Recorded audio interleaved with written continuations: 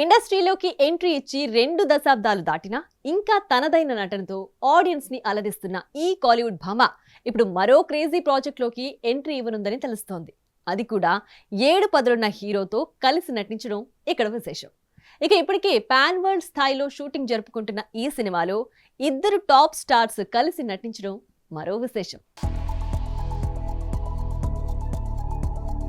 గత కొంతకాలంగా వివాదాలతో సావాసం చేస్తున్న నయన్ ఇక వాటికి ఫుల్ స్టాప్ పెడుతూ సినిమాల్లో బిజీ అయ్యేలా కనిపిస్తోంది.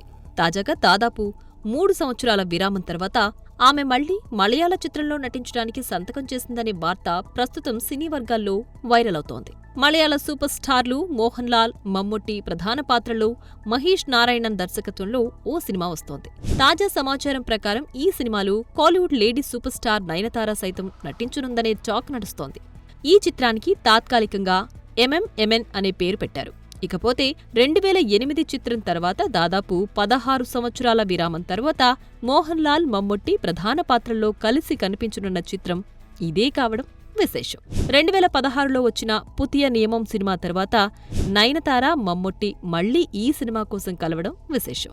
ఇక వీరిద్దరూ గతంలో భాస్కర్ ది రాస్కిల్, రప్పకల్, దస్సారకు వీరన్ వంటి చిత్రాల్లో కలిసి నటించగా తాజాగా 2016లో వచ్చిన పుతియ నియమంలోనూ కలిసి మెప్పించారు. చూడాలి మరి. ధనుష్తో గొడవ, డాక్యుమెంటరీ వివాదంతో మీడియాలో హైలైట్ అయిన ఈ లేడీ సూపర్ స్టార్ మరోసారి మమ్ముట్టితో ఎలా అలరిస్తుందో. For more videos like this, subscribe Big TV channel.